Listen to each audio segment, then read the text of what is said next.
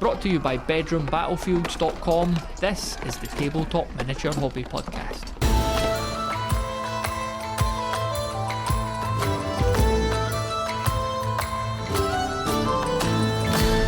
Hello and welcome to the Tabletop Miniature Hobby Podcast. It's Matthew with you here as usual, and we are entering the month of April 2025. A new month means a question of the month episode and a new question for you to answer as well.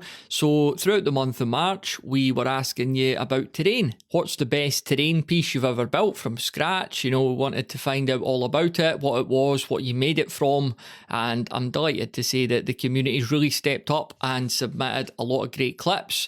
Always towards the end of the month, they always keep me wondering if we're going to actually get an episode out of this, but yeah, everyone gets their homework in on the last day, and like I always say, I really do appreciate it. Even if you are bringing up the cow's tail, getting it in just under the deadline, I appreciate everyone's time and feedback, and it makes these episodes possible. And as I've said before, they're also very popular. They get a lot of good feedback, probably just better than listening to me, to be quite honest with you. But yeah, let's not hang about. We'll give you the new question of the month at the very end.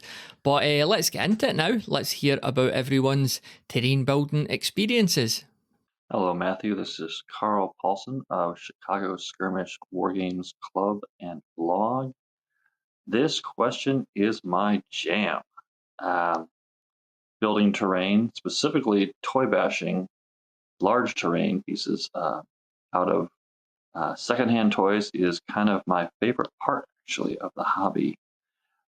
Now, asking what is the coolest bit of terrain, if I may toot my horn, is a bit of a difficult question. I've got an elevated terrain system built from Fisher-Price Geotracks. A while back on the Discord, I shared a large spacecraft built from a Paw Patrol jet. But probably the coolest thing I ever built is also the one that got away. There is a spaceship that I built a few years back for Adepticon, and I call it the Medium Cargo Lighter. It's built from a Power Rangers toy, known as I guess it's called the Power Rangers Response Vehicle. Something that looks kind of like a futuristic fire truck. But I knew that once I got chopping at it, it could be something special. And it got combined with a lot of parts from Star Wars toys and some other bits, and a paint job. Wound up being just about the coolest spaceship I ever built. If you look on the Chicago Skirmish Wargames blog and you put in either Power Rangers or Medium Cargo Lighter, you'll find it. I actually built 3 large spacecrafts for that particular convention, and when it was all over, I figured I never need them again, so I sold them all, and I wish I had at least kept this one, because it was something special. So anyway, that's my fond memories of my favorite spaceship ever, built from a Power Rangers response vehicle / fire truck. Very much looking forward to hearing what the rest of you have built for your favorite terrain. And thanks again for the wonderful blog and this chance to share a little of what we're all up to. Hello, Matthew. Bruce here, aka Roll for Wounds on the Discord. My coolest piece of terrain I've ever built. It sounds a little boring, but I'm very proud of it. I got a giant chocolate coin for Christmas, which was from our local department store in Norwich called Jarrell's, celebrating its 200th anniversary. So the chocolate coin says Jarrell's, and then it says like whatever it was, 1824 to 2024, or whatever it said, inscribed in. And I ate the chocolate coin, which was delicious, but being the resourceful wargamer I am, I couldn't help but keep it. I couldn't throw it away. That lovely foil engraved, almost medallion-looking item, it just sang to me. So what I eventually did was, I got a takeaway lid, circular takeaway lid from, I want to say some ramen. Let's say it was ramen. I put the coin on the takeaway lid, and then I cut out cobbles to surround the coin, spray painted it, and then gave it a good dousing of dry brush and cobble, muck, and mold, etc. And the end result is a giant circular slab that I can place on my battlefields. And to my eye, it looks like the entrance to a sewer or maybe a tomb. And because the inscription on the coin says Gerald, 1924, whatever it is, 1824 to 2024, it implies a 200-year-old institution. I thought, why not call my dwarven general Gerald? And maybe Gerald is the entrance to Gerald's tomb or Gerald's kingdom or his underground gyrocopter workshop. So there we go. I'm sure many of your listeners can relate. You get a piece of trash, you stare at it for a while, can't bring yourself to chuck it out, and eventually it becomes a much beloved piece of terrain. That's it. Good little bit of DIY from me. Thanks as always for your podcast. It's it's my favorite. It's my favorite wargaming podcast. Yeah, I'll stick my colour to that mask. Here's to you, Matthew. Keep up the great work and have a great day. I am a dwarf and I'm digging a hole. Diggy, diggy hole. Digging a hole. Hi, Dave here to answer question of the month. Tell us about the best terrain piece that you've ever made. I'm singing like a dwarf, proudly in public while walking the dog. To tell you about the mine carts and mole trolls board that I made for the lad. He wanted a game that was like dwarf riding in mine carts, grabbing treasure, smashing goblins, kind of think Indiana Jones, think, crazy fast-paced action. So the board is maybe about 3 foot by 4 foot, chopped into quadrants so that I can stick it in the boot of the car. And higher levels built up on it's just thick bits of wood all shoved together, and I used expanding foam and mussed it all up and painted it with grey wall paint and sand and made it look all rocky. And there's balsa wood sleepers and like jeweler's wire type stuff that I found for the tracks. So dead proud of it. It looks class. It's been really playable. We've been bringing it out to the Warhammer Club down the library.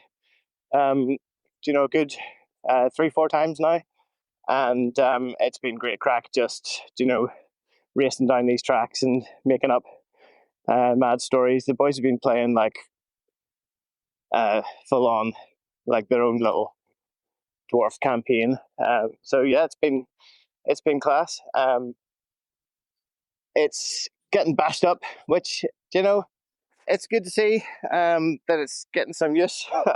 It's maybe not as durable as maybe it needs to be, but sure, that's how these things go. It's been kind of modular, not brilliantly so, but you can sort of string it out and make a weird track. If you join up the minecart ends in different ways. There's a couple of turntables that a handy dwarf gunner can like shoot the switch, and you can push the wee switch and turn the turntable to switch tracks. There's a drawbridge over the river.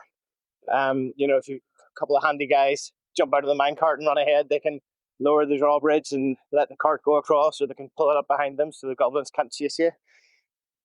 We've got a couple of modular sort of like craggy outcrop watchtower bridges, things that can be chucked around different locations. So it's like a different map every time. There's the Pit of Death where Donnie and Jeff or maybe it was Walter and Jeff got tossed into. And we have lots of wee nodes to, find treasure or find equipment that you can scatter around. So all in all, like, it's a pretty hefty set. There's loads to it. The wee minecart's a class 2. It's been pretty great. Pretty proud of that. The wee man would like to try and put this game together and like market this, but I have no idea how you would make something like that. You know, in a sellable format. But hey, who knows? In the future, you know, we could develop this in some interesting way. But yeah, that's what I've made.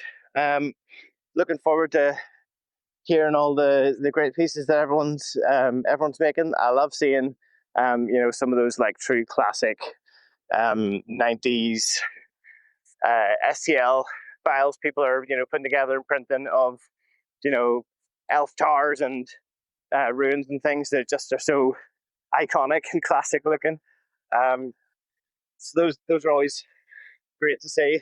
So yeah, looking forward to hearing everyone's big terrain ideas, and thanks for the podcast. Keep it going. Cheers. Hello, Matthew. It's Ed from the Discord and Sussex here. So, your question of the month this month relates to terrain building. I don't do a huge amount of terrain building. When I first got back into the hobby, I made myself some ruins and hills and a river and a few other little bits and pieces out of cardboard. And those have mostly seen me through. I have a few pieces of terrain that I bought, a few pieces of Necromunda terrain, which I had as a kid, which is still remarkably good condition.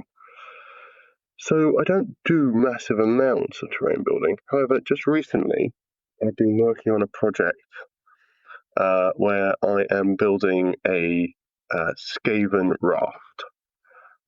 This is for an upcoming Bedroom Battlefields game stay that Mark and Jason are organising.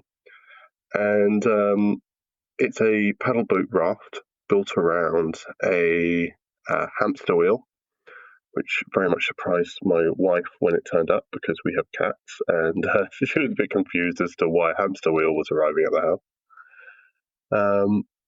And I turned that with the help of lots of coffee stirrers and barbecue skewers and a few other sundry items and a little bit of greebling into a Skaven raft, which, if anyone's interested in seeing it, there are pictures on the Bedroom Battlefields Discord.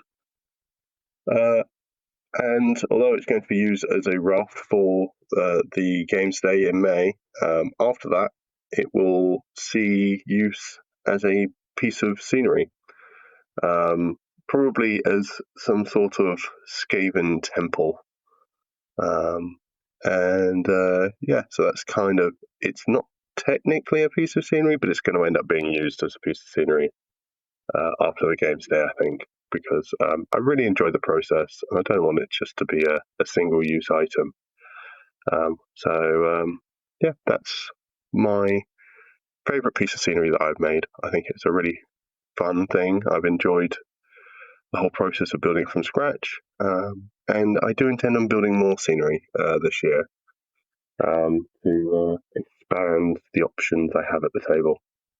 Anyway, really looking forward to hearing what everyone else has built. I know there's some amazing scenery builders in the community, so yeah, it should be really interesting.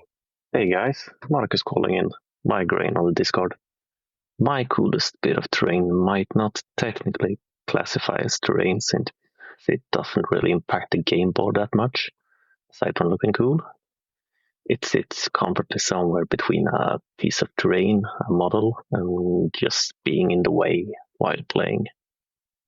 I'm, of course, talking about a surveillance and advertisement blimp in a sort of cyberpunk style.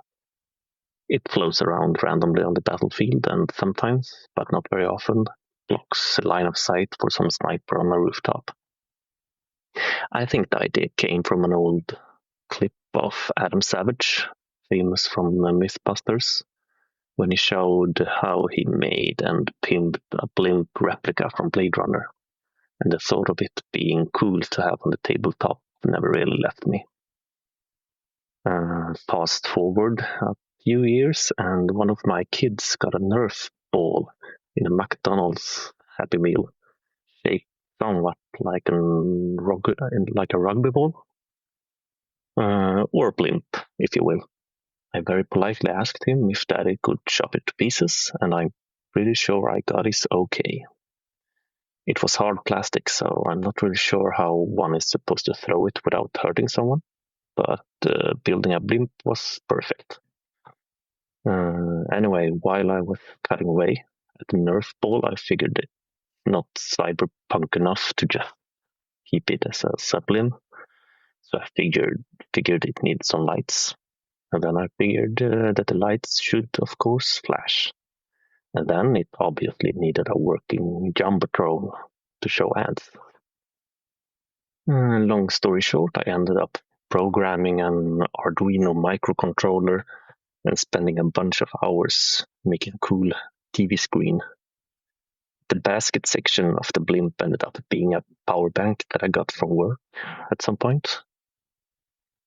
And in the end, the Arduino TV and flashing lights ended up having over 1,300 lines of code, which in retrospect felt a bit over the top.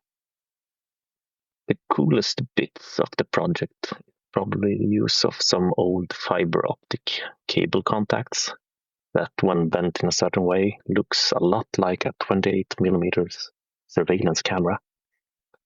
And after assembly, it was airbrushed and plastered with dystopian posters and stuck on a Warhammer 40k flying base. Not a very useful piece of terrain, but whenever I can, I still put it on the table. And in the end, it was a great fun project. Looking forward to hear about some other cool terrain pieces. Thanks again, Matthew, for a great show. Take care. Hey, Matthew, this is Ryan Don Wandon from the forums. Just calling in with the answer to March's question of the month, which was, what's the coolest bit of terrain that you've ever built? So I had to really think on this, because I've built a fair number of terrain pieces, especially most recently with the advent of 3D printing.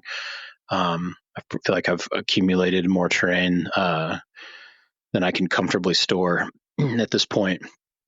But if I had to think back to what's the coolest, or the way I kind of approach this is what's my favorite piece. I did, back when I was just kind of starting out doing in digital sculpting, I sculpted a water spout for Kings of War Armada. There is a scenario that involves a kind of vortex, magical water vortex. And so I sculpted a piece for this that would work for Armada. And I was really, really impressed and just happy, I guess satisfied, not impressed, but satisfied with how it turned out, because it was one of the first pieces I had ever designed. And frankly, I was kind of shit at it. At least I felt like I was. And it's the first piece I stepped back and kind of said, wow, I can do this. It was a real kind of a reinforcement to my confidence at the time for just learning out and starting this new endeavor. So I've done a lot of pieces since then, but I think of all of them, it remains my favorite. It holds a special place because it was, like I said, the first one that resonated with me and kind of confirmed that this is something I could do and be halfway decent at. But also, I just think it looks really cool. It's got a really nice twist to it, and it's got waves coming out kind of out of the sides as you'd expect as it spins. And I airbrushed it. The first one I did, I airbrushed it to a couple different colors. So it's, I have to remember, it's purple and blue. I think it's purple on the top. And I blend basically with using my airbrush them together so that, because it's a water vortex, it's kind of magically changes color as it comes out of the water. And then I, added white caps on on some of the wave peaks to kind of give it that, that wave look. But yeah, it's really cool. I'll see if I can dig up a photo of it and share it in the Discord. So, but thanks for the question. Thanks for the podcast. As always, love the show. And this question specifically was one that really resonated with me. So I looked forward to answering this one. So thanks. Keep up the great work, and we'll talk to you later. Jamie here, aka Kazdoc. I noticed that, for myself at least, terrain always seems to be something that we overlook or don't spend a whole lot of time on, which is a shame since a nice board of terrain makes for a good game, just as much as painted miniatures do. I confess I haven't really built anything that's particularly stand out, but something that goes a long way to being both useful and making the board look good are bits of felt, available in all sorts of colors at the store, usually for $1 or $2. Green, blue, red, gray. Cut it into strips. Boom, you have roads and rivers. Cut it into blobs, you have forests and lakes. You can pile them on top of each other or make bigger, more regular shapes. Pretty utilitarian. You can drop down trees on your green forest blob and then move the trees out of the way when you're actually putting miniatures in it. But yeah, I find felt to be a pretty good resource. And just like other things, when it's set up on the table, it sort of starts to blend in and you can almost see the trees and hear the water lapping. Hey guys, this is Sebastian from Sweden, aka Base from the Discord server. This is take 45. I'm trying to drive home from work. It's Friday afternoon, so I thought I'd pop by to answer the question of the month, the coolest terrain piece you ever built. I wouldn't say it's the most advanced piece, but so far it's been my most fun piece. It was, 6-7 years ago when I first got into 15 millimeter science fiction miniatures. I thought it would be cool to have a shanty town, so I decided to scratch build a bit. It was a fun project using popsicle sticks. I didn't buy the popsicle sticks separately, so I ate, 120 popsicles over a few weeks. That was a few delicious weeks to add. And I used corrugated cardboard as well, and some white glue. I think I got some pictures lying around somewhere, if I can dig them up. But yeah, shanty towns are fun to build for science fiction projects, despite of the scale. So if you want to get into it, get some popsicle sticks and some corrugated cardboard. Thank you for a lovely podcast. The clock is 3:30 in the afternoon. It's Friday, so I just want to go home. I better step on the gas. Have a great weekend, guys. Hey, Matthew, this is Cam of Warwick. My favorite piece of terrain I've made is one of the land masses for Warhammer Man of War. It's one of the larger pieces and it has a straight edge on one side, so you can place it on the edge of the board. And I don't actually use it that much because terrain at the edges of the board don't tend to have much of an effect on the game. But I do always place it on the board at conventions when I'm using a 6x4 playing mat and just want the terrain out there for rule of cool. And this piece has one of the metal wizard towers from Mighty Empires on it, which I think most people know was sculpted to look like the old Citadel logo, which was drawn by Albie Fior, who was one of the White Dwarf editors and a game designer. So I've got the wizard tower perched out on a spit of land that's been undercut by the sea, and I also made a little Stonehenge on the landmass and prettied it up with some rocks and some lichen. The lichen I use actually grows on an embankment in my workplace, so I'm pretty happy to have a ready source of that stuff because it's great for basic minis and looks good as like dead trees and bushes for the scale of this terrain. I wasn't sure what to do with the straight edge of the landmass because it's about 1.5 inches tall, and only one side of the table would even be able to see it. So, just as a point of interest, I carved out a hole in the blank edge. So, if you imagine you're looking at a side-on view of a landmass, kind of like you would see in a geology textbook that's like illustrating I don't know, sediment layers or something. I carved out a hole there, and I used a Beastman skull from Citadel's Big Box of Skulls, which is that's another great source of basing materials. You get something like 300 some skulls for $30, and I stuck this 4-horned demonic looking Beastman skull in the hole right beneath the Stonehenge, sort of to imply like it was the source of power for the Stonehenge and maybe for the wizard in the tower. Now, one big mistake I made when I was putting this 3D terrain for Manowar together was that there are 2 pieces of straight edge cardstock terrain in the base box, and while you could use them both as like table edge land masses, you're also meant to be able to back the straight edges up to each other, and then you'd have one large island that you could presumably put in the center of the board. And I didn't realize that extra bit of functionality when I was making my 3D terrain. So the second landmass, which is a bit smaller, but I put some harbor walls on it and a 8-pointed star fort that I got from Pico Armor for $3. This other piece of straight edge terrain doesn't match up properly with the piece that has the wizard tower on it. So big missed opportunity there, but I suppose I could always go back and remake the pieces someday.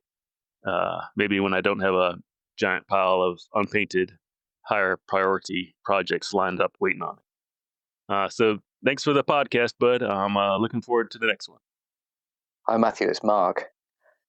Piece of terrain that I'm most proud of that I've made has to be the thing I'm working on at the moment. In fact, I've just finished, which is a sort of 2-foot square or 2-foot cube, really, island made out of EVA foam floor mats, old bits of polystyrene packaging from a kettle, and DAS clay, air drying clay rocks that I've made in a rock mold. And it's a huge pirate island that's going to be the centerpiece for our May Warhammer Naval Raid game. And it looks very good, if I say so myself. I'm really pleased with it. Plus, I cannot reveal exactly what this is, but there is a hidden surprise. All will be revealed. That is all I can say. Okay, see you soon. Hello, everybody. It's David M. on the Discord and Fifth Hammer over on YouTube, chiming in for our question of the month. I'm glad to get in on this one. I know I've missed the last several, so it's good to be back, and I've got the perfect answer for me as to what my favorite bit of terrain that I've ever built is. And that honor has to go out to Carl over on the Discord, because the coolest bit of terrain that I've ever built was at his house when he graciously invited myself and some of my friends over for the get-together over there a few months ago, it feels like, and took me into his garage, which is kind of like the world's greatest terrain making kit. I mean, just floor to ceiling piles of bits and odds and ends, and he basically turned the place over to me and said, have at it, pick out what you want, build what inspires you. And I've never really had an experience like that before. So it was almost overwhelming at first. But I settled down and was able to start picking out some things. And then we went down into his game room and started gluing things together. And lo and behold, an hour or so later, I've got what I would describe as kind of a Necromunda-esque water tower thing that could probably fit easily in the Underhive or any other kind of sci-fi 40K space weirdos kind of battlefield. And along with it, I ended up building some kind of a radar or signal tower kind of device that also seems like it would fit in the Underhive or on any other kind of science fiction landscape. And they're just really cool because they're completely designed with just all these various bits. I mean, there's I'm looking at them right now. There's bits of brass rod, brass piping, looks like some kids' toys, some wooden bits, some things from train kits, and who knows whatever else. It's just this kind of amalgamation of all sorts of different things, and somehow it works. And so it's really cool. I still have yet to paint them, but honestly, they have so many different colors and shades on them just from being what they are that I could be happy just putting them on the table as is. And I think for the most part, it would fit in fine on the battlefield. So anyway, those are the two coolest pieces of terrain that I've ever had the pleasure of making. It was really cool to go over to Carl's house, and thanks again, Carl, for having me and my friends and hosting us and opening up your wonderful world of terrain to us. And yeah, it was a great experience. And if anybody here has the opportunity to go over there in the future, I would highly recommend it. It's an experience like none other. So thanks again, and I can't wait to hear everybody else's stories on what they put together that's near and dear to their hearts. Hi, my name's Chris. I started listening to the podcast about a week ago, trying to catch up through the episodes. Joined the Discord, name is Rattler. My strangest piece of terrain was back in 2000 when I was playing 40k Orcs and I wanted to make the battlefield not so shiny and green. I ended up attaching spark plugs to a polystyrene hill and wrapping wire around the top to make some kind of electric tower, a bit like from the Red Alert Command and Conquer game. More modern times, it's polystyrene out of the local skip to make standing stones for boroughs and badgers. Really enjoying the podcast. Hey everybody, David from Axe Annex here, and I'm answering the question of the month. What is the coolest bit of terrain I've ever built? I guess my best one would be some birdhouses that I converted into cottages for Rangers of Shadowdeep. For the first scenario where you have to go through the houses, I chopped up the rope cords that made up the hangar for the birdhouses, and I glued them on to look like thatch, and I painted them up. I just kind of spray painted everything. Did a little weathering, little texturing. They looked okay. Nothing grandiose, but that was probably my best attempt. Can't wait to hear everyone else's answer. Thank you. Good morning, Matthew. This is Rob Dean from the Discord. The coolest piece of terrain that I ever built, or at least instigated having built, since it took a team of 4 of us to do it, was a section of a Vauban fortress in 40 millimeter so that we could play a siege game with our imaginary country's troops. In addition to a section of the fortress wall with a couple of bastions and some ravelins, as well as the ditch and glacis, we had a whole series of trench pieces that would allow us to lay out a free-form trench network, including the gun emplacements and everything. So we built that back in 2010, 2011, and used it for a series of convention games in 2011. It's been out a few times since then, but not too recently, which does make me think I ought to get it on the table again. I'll post a link. There was a series of blog posts that I did on my blog, The Sharp End of the Brush, at Blogspot back in the day, showing how we did this. The key point being that I had a friend with a table saw and the knowledge and will of how to use it. But as far as what it was built of, mostly pink insulation board, which we cut with the saw. Only a little bit of hot wire work on that. So I'll post the link. All right. Thanks. G'day. It's Emil from Sydney, Australia here. Beowulf on the Discord server.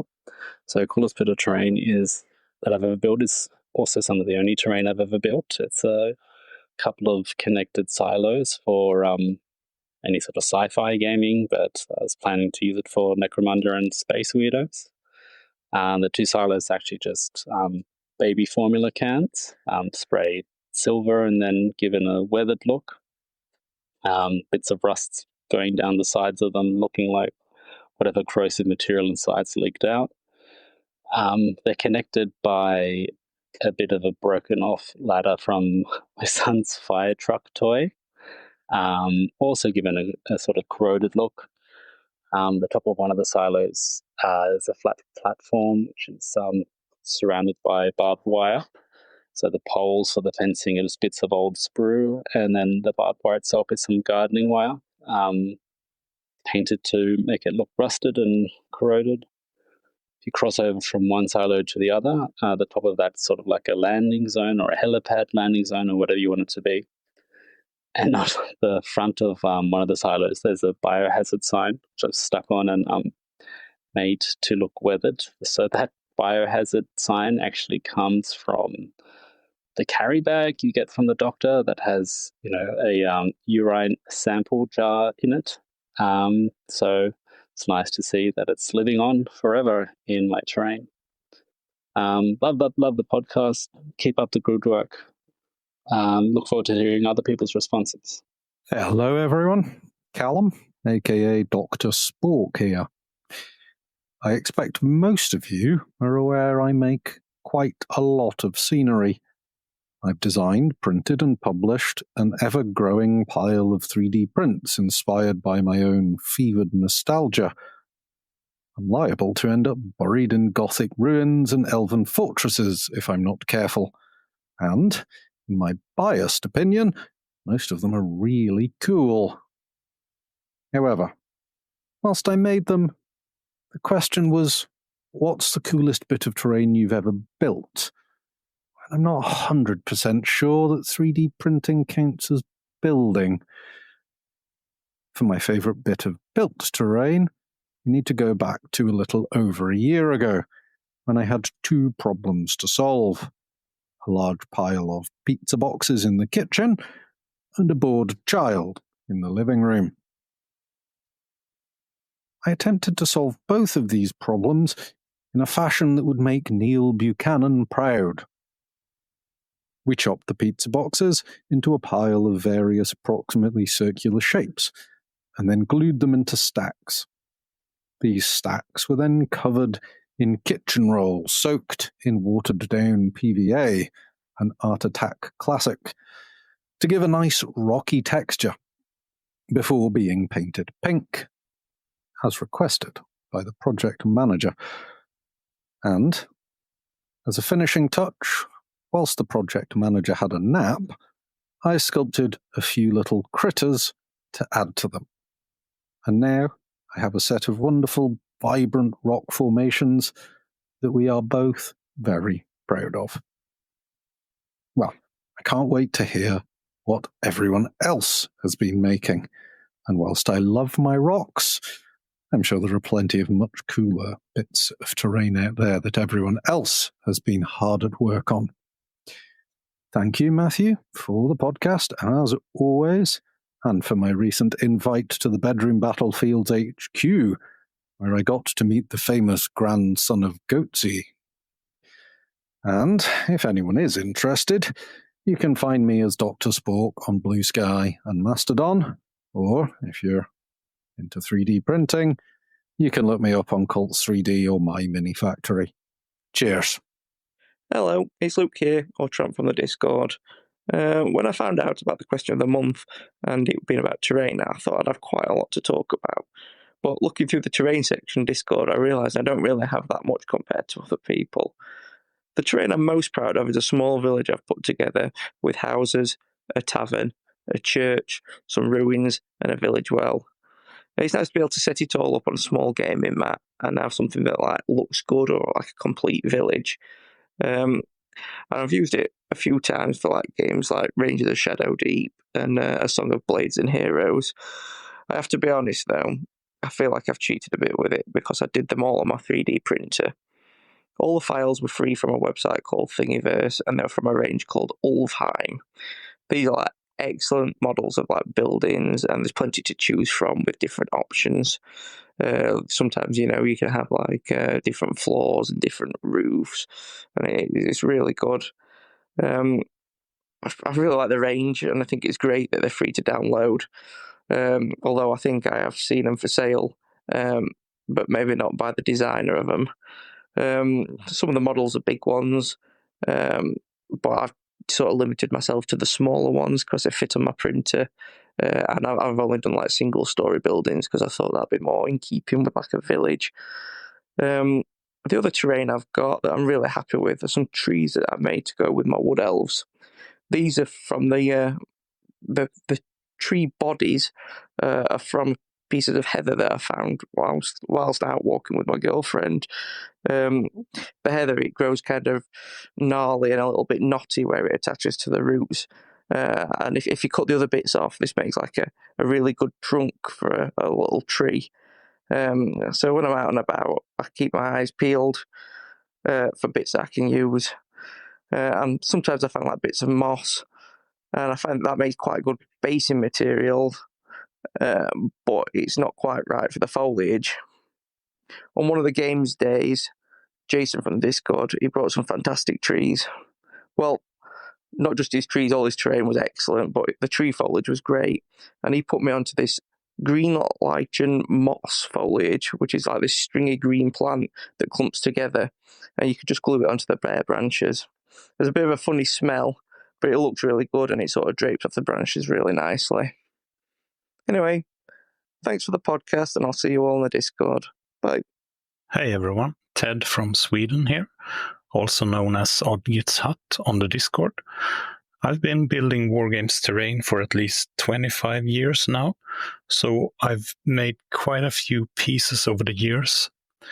The coolest Warhammer terrain I've ever built would probably be the statues of the Orc gods, Gork and Mork, that I made for the Idol of Gork Warhammer Fantasy campaign.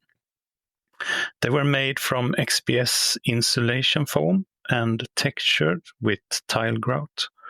Inspired by the first scenario in the campaign where the statue of Gork had fallen over, I decided to make Gork removable.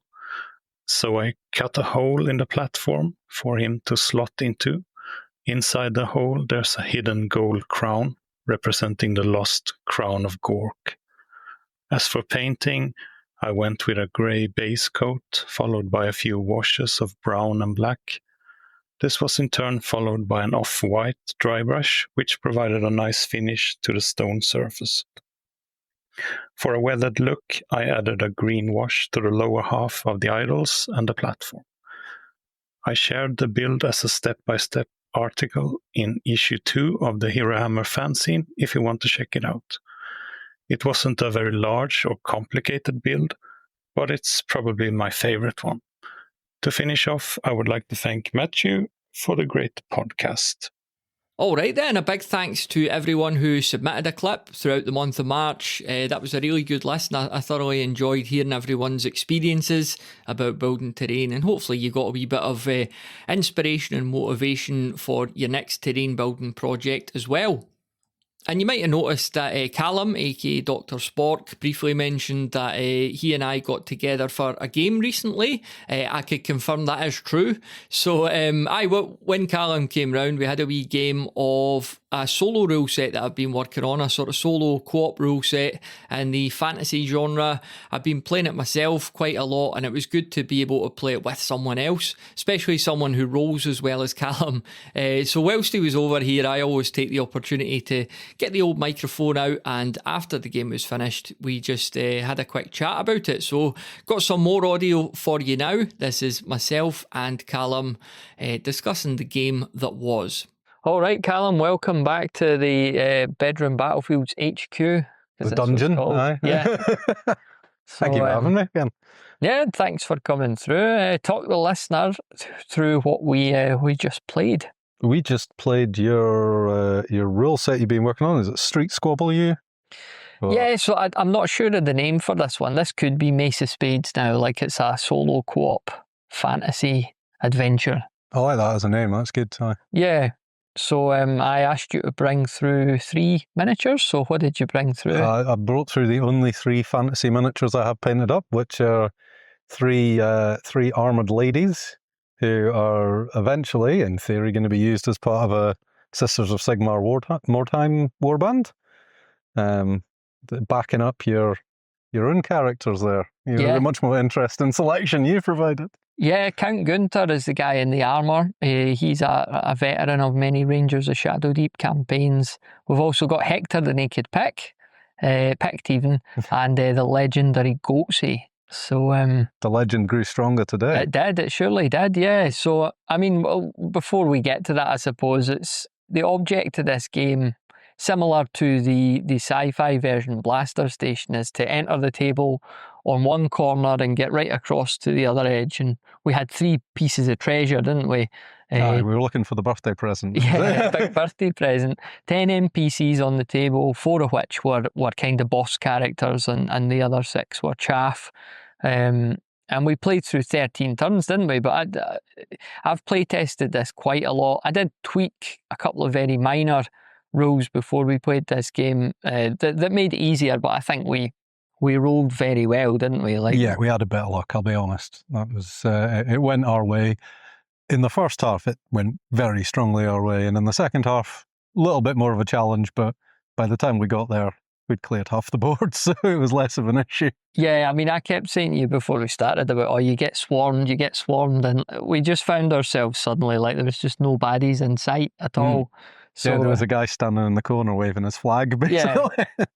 So the turn structure here, I'll just nip through it quickly. Like, the NPCs start first, and I roll 2 d12s to determine the combat zone. So anyone within those inches, like if you roll 12, anyone within 12 inches of a player character will get to activate, and they're moving on a d12 as well. So that's pretty erratic, isn't it? Like, we had a couple of NPCs who went 1 inch, and some of them went 12 inches at times. So yeah, no, it made it certainly a lot more. Yeah, there was one guy who woke up in the middle of the table for the first time. In his first turn, he walked 1 inch, and then he did literally just sprint the next turn, the full 12. straight at Goatsy, I think, actually. Oh no, it was your picked. Yeah, that's right. Yeah, he pinned him over a barrel.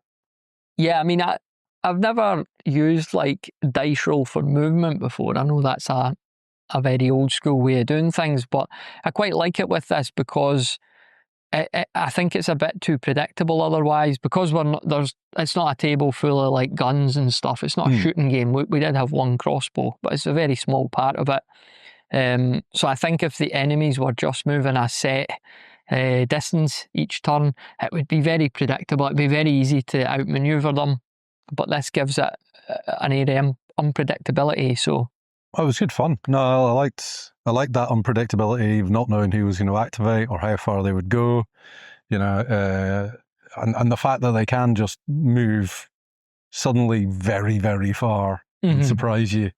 And you also don't know who's going to activate. Sometimes the combat zone might be 10 inches. Sometimes it might be, it could be 20 odd inches. I mean, most of the minions you used as well, they were skeletons, so, they should have a certain unpredictability to their movement. Yeah. You can just say the barbarians were drunk. Yeah. So you've got the NPCs, they start first in the turn, and then the human characters, or the player characters, we had 3 each, so we had a party of 6. And we move 4 inches, but you could activate twice, so up to 8 inches. You could obviously attack the NPCs, or you could try and avoid them. And we kind of split up, didn't we? Because there was a potential treasure at one of the corners of the table, and then the opposite corner, and then one right in the middle of the board. So the idea was, if you arrived at one, you could search it, you could find the treasure on a 6. The second package, you'd need a 5, and if you failed with them both, you'd get it on the it would obviously default to the final remaining package. I think you had an alternative suggestion. Well, I was just saying that means it's like the most likely one is it's going to be the last package. So I was saying that maybe it should be like a 1 in 3 chance of the first one and a 50-50 chance on the second one. Yeah. And that means that, whereas if it's a 6 on the first one and then a 5+ on the second one, it means that there's a very good chance it will always be the last one. Which, it was what you're saying about predictability. You don't want it to be predictable. Yeah. You don't want to know. I mean, we actually did our tactics where we split and did the 2 corner ones first, and then joined up in the middle to pick up the last one, even though actually it turned out it wasn't the one in the middle. Yeah. But still, I think it meant that we could plan that it was probably going to be the last one.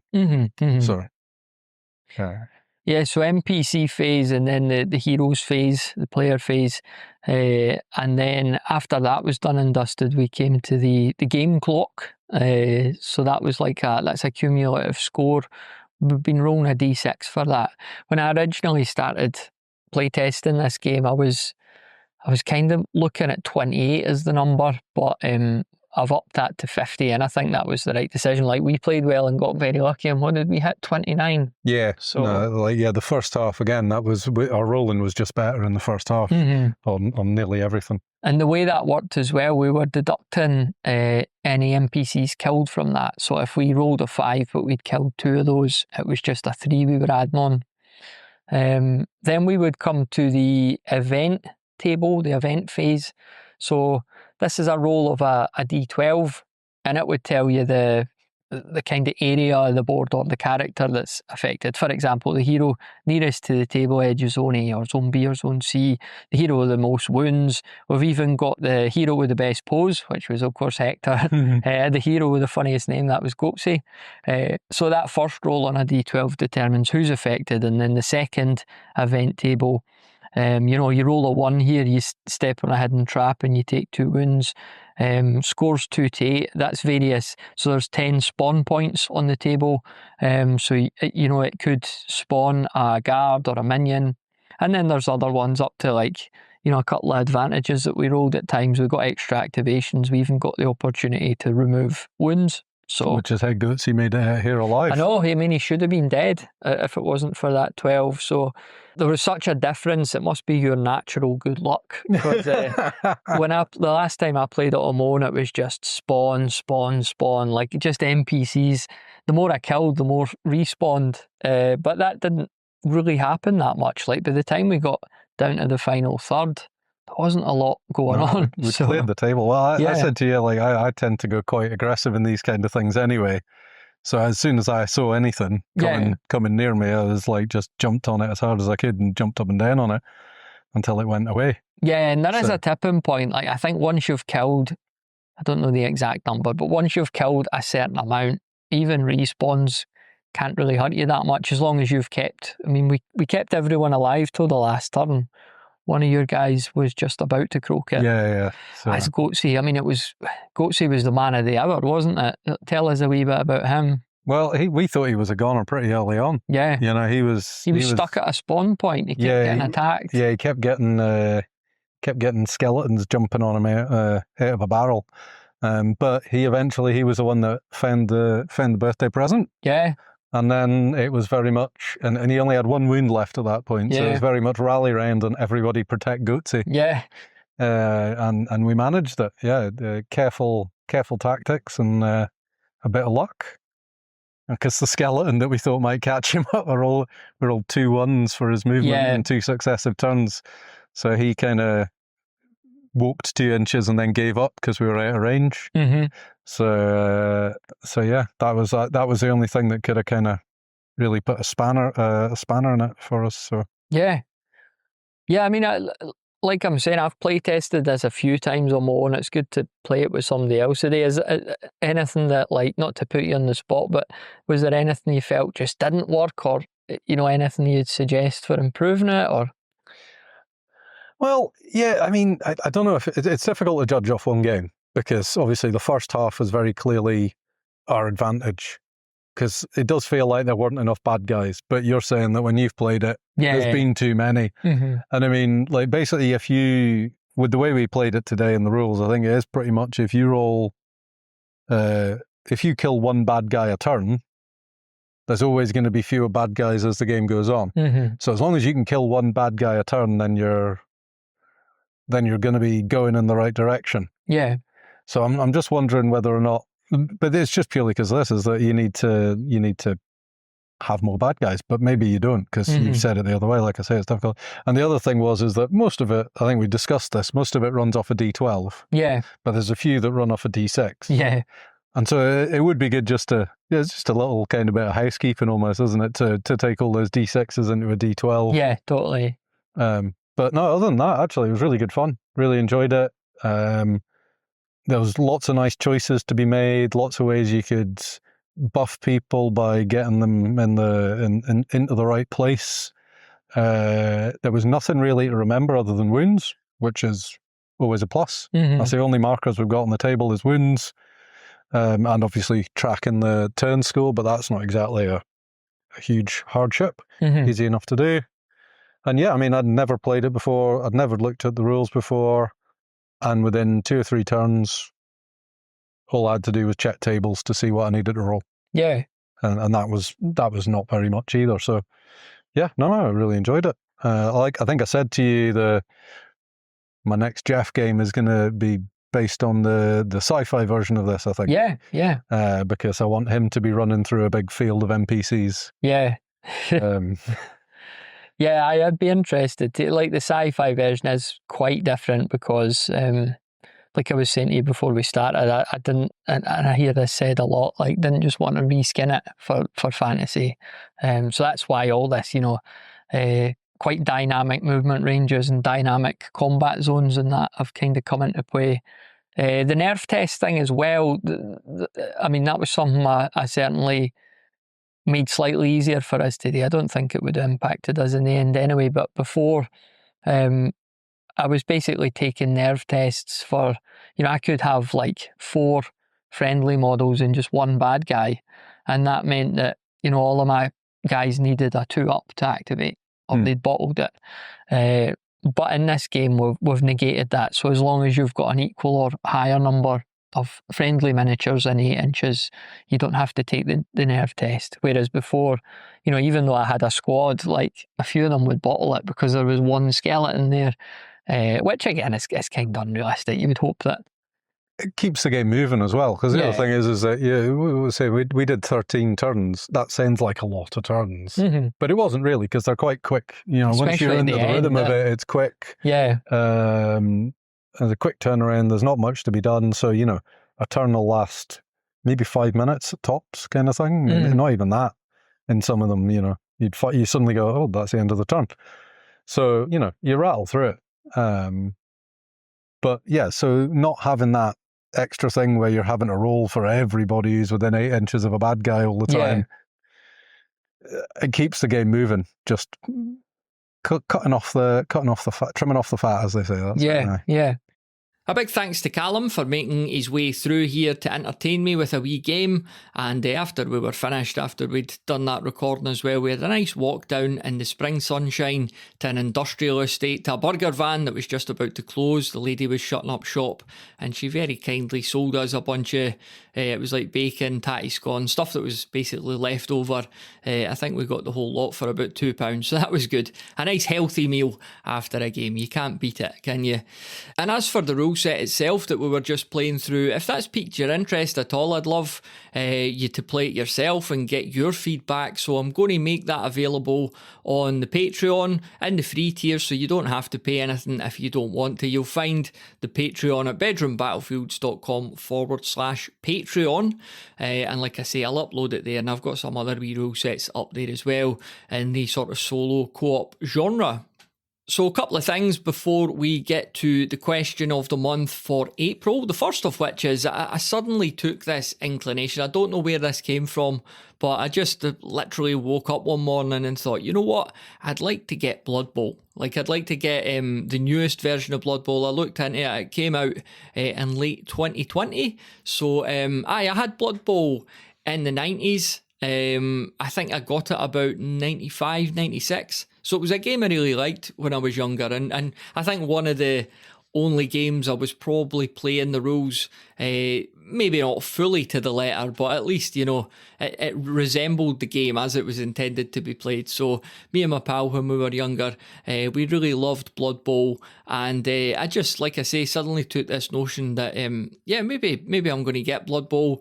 My brother-in-law, he's a gamer, and his pal as well, so they'd definitely be up for a game. We've already had a wee chat about that, and I'm going to sell them the human and orc teams that come in the box, and I'm looking at the moment, I'm really torn between there's the gnome team and there's I think it's the necromantic horrors team. They've got like ghosts and werewolves and that. So I am going into this with I'm just going to buy the modern miniatures. I'm just going to go, play the game completely as Games Workshop intended it. I know you could put together a team from old school 90s Blood Bowl miniatures and all the great miniature companies that are out there. But I just thought, I'm going to just do this in the quote unquote modern way. And I'm really, really interested and enthusiastic to see what's what with the game. It's a board game, isn't it? Like we've talked about board games, miniature board games recently when Ronnie Renton was on. And as much as I love doing the full scale hobby thing, it's just cool to be able to like open a box and everything you need's there. And also having your team as well. It's a bit like having your own warband, and you could give them a name, the team name, the player names and everything like that. And I'm sure there's a lot of great stories that come for that sort of thing. So yeah, as a football fan, as a proper football fan, I don't mean that American nonsense with the egg. As a football fan, a sports fan, it just seems like a good fit. And to be honest, I don't quite know why I never really thought about getting into Blood Bowl before. It's just, I suppose, there's never any shortage of things to be doing in this hobby, is there? Or games that you could be getting. But if you've any experience with Blood Bowl yourself, if it's a game that you play, I'd love to hear from you. Get in touch. hello@bedroombattlefields.com, or better still, join the Discord and we'll have a wee chat in there, because it'd be great to get more opinions and experiences on the game as I move into actually getting it. Time of recording, I'm planning to buy it this week at some point. So I'll be talking about that on future episodes, no doubt. And wish me luck with the old sprue clipping. Not really my thing. I've said that before. I like to get a lump of metal and it's made, it's built. It maybe needs like 1 or 2 bits gluing on at most. But the sprue clipping thing is not really my jam. But I'm sure once I get them built, and these modern miniatures, again, I've said before, they're not, the aesthetics of them don't appeal to me that much. But I just want to do this, like I keep saying, as the game's intended to be played, and not have to worry about building a team from all sorts of different miniature companies here and there, and just getting plastic on the table as well. There's a bit of security in that. You don't have to worry too much about the miniatures falling over or getting a bit bashed up. They certainly seem to hold their paint a bit better than my favoured mediums, metal and lead and all that. But anyway, like I say, there'll be more Blood Bowl content on the podcast in the near future. I've no doubt about that.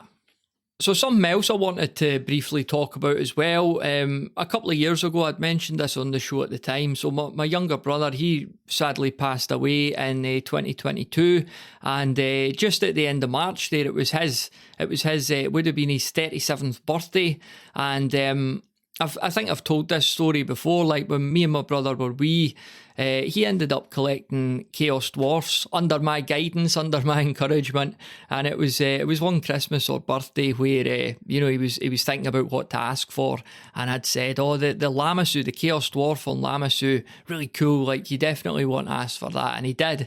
And when he got that, I was like, I paint a lot. I paint more than you, and I'm a bit older, so what about you let me paint this for you? And the poor soul, he actually did. So he got this thing for his birthday, and then I built it and painted it for him. So sadly, we don't have that miniature anymore. It got thrown out with a bunch of other stuff. But Callum, Dr. Spork, he very kindly turned up to one of our last games with a 3D print of Lamassu, which was brilliant. So I put that together, and just good timing, because I'd been thinking about, there's a wee site we go to for my brother and, put flowers and things down. My mum and dad go up there and put flowers down. I'm not really a putting flowers down person. I'm not really much on gestures or rituals or that, but I wanted to do something for his birthday, and having this 3D print, it just clicked into place. It seemed like a really good idea that I could put that down up there. So instead of painting it, properly, if you like, I just decided to give it a, I gave it a black base coat and then I put silver over it, a silver spray. So because it's going to be outside, there was really no point in like painting it again, quote unquote, properly. But so it's all sort of silvery effect, looks quite metallic, and plenty of varnish on there as well, obviously, because like I say, it's going to be outside in the elements. So it was just really nice. A really nice wee thing to be able to do was to go up there and put that down. So I know my brother would have laughed at that. And yeah, good old Lamassu.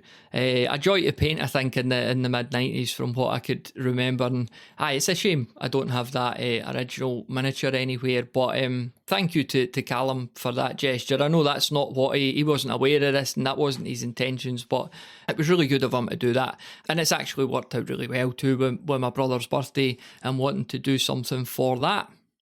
All right, last thing to talk about is the question of the month for April, isn't it? So this is off the back of some Mark had posted in the Discord after the Ronnie Renton episode. We were talking about Mantic's IPs, their licensed miniature games, Halo, The Walking Dead, Worms, and Mark had posed the question, like, if you could develop any IP, if you could license it as a miniatures game, what would you choose? And I thought this would make a really good question of the month for the podcast, so we're going to run that in April. So it could be any IP, it could be the most famous IP out there that doesn't have a corresponding miniatures game, or it could be something pretty niche or obscure or retro or unheard of even. So I'd be really interested to hear what your miniature game or games are that you would develop using someone else's IP. So to get your clip in this April, go to bedroombattlefields.com/voicemail and you'll find the wee record button there, or you could email them directly to me, hello@bedroombattlefields.com. So that's it, a big old episode I reckon. Like I say, thanks again to everyone who submitted a clip in March, and I really hope to hear from you yourself in April as well, bedroombattlefields.com/voicemail. And that's it for this episode of the Tabletop Miniature Hobby Podcast. Big thanks for listening, and we'll speak again on the next one.